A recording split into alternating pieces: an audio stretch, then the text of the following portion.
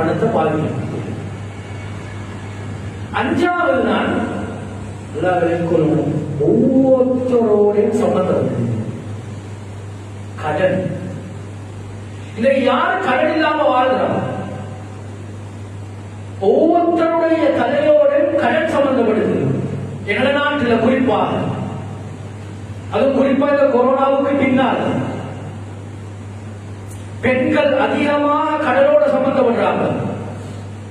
அந்த கடனை அடைச்சு கொள்றதுக்கு உண்டான சரியான திட்டங்கள் இல்லாதனால தான் வட்டியில கைய வைக்கிறது, லோன்ல கைய வைக்கிறது, இந்த கொமர்ஷியல் பேங்க், இந்த பேங்க்ல வைத்து தன்னுடைய ஆபரணங்களை வச்சு இப்படி வட்டியை கொடுத்து கொண்டிருக்கக்கூடிய, வட்டி வாங்கக்கூடிய, வட்டி கொடுக்கக்கூடிய அந்த வட்டி பரவி இருக்கின்ற சகோதரர்களே, காரணம் என்ன? இந்த பைத்துல் மாலுடைய திட்டங்கள் இல்லாததுதான்.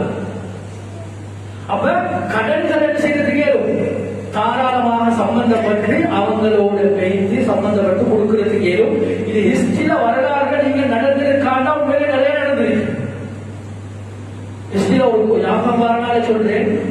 அப்துல்லா இப்னு முபாரக் ரஹ்மஹுல்லாஹ் அவர்கிட்ட ஒரு மனிதர் வந்து சொல்றாரு, மாமா அவர்களே, இந்த அலைய துயூனன் கதீரத்தன், எனக்கு அதிகமா கடன் இருக்கு, நினைச்சிட்டு வெளியே போவேல. ஆட்கள் எல்லாம் கேட்கிறாங்க.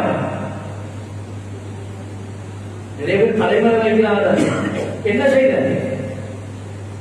கடிதம் எழுதினாங்க பைத்துல் மாலுக்கு சம்பந்தப்பட்ட வக்கீல்கிட்ட.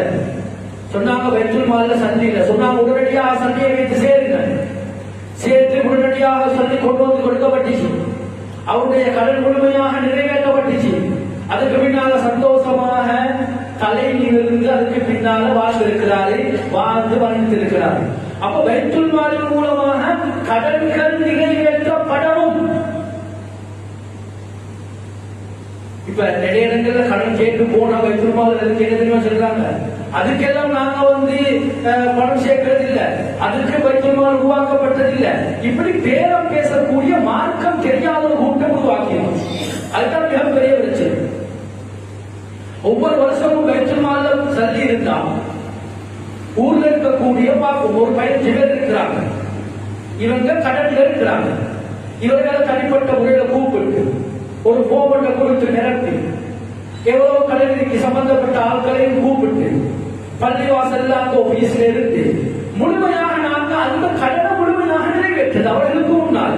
அப்ப எங்களோட பைத்துல் மாலின் மூலமாக 15 பேர் அல்லது 20 பேர் அல்லது இந்த கடனோட சம்பந்தப்படக்கூடியவர்களுடைய கடன் முழுமையாக இல்லாம போகுது. இது பைத்துல் மாலின் மூலமாக நடக்கணும், நடக்கணும், கட்டாயமாக நடந்து கொண்டிருக்கும்.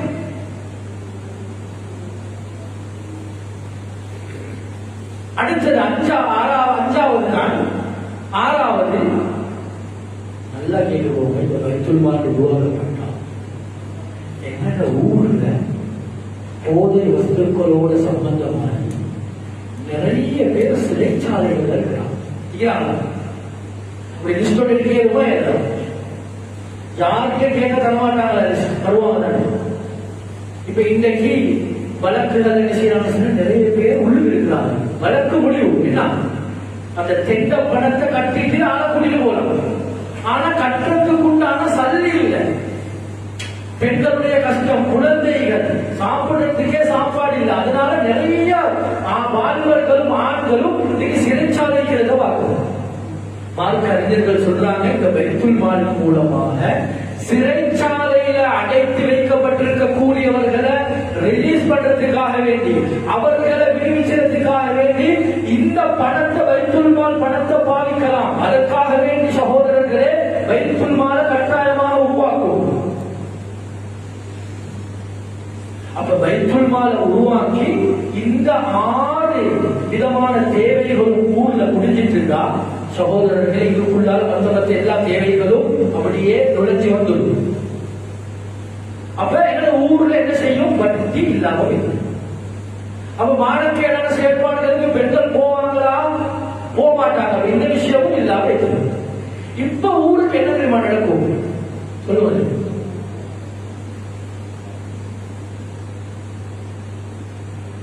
அல்லாஹ்வுடைய ரஹ்மத் இறக்க பார்வை இறக்க ஆரம்பிச்சு.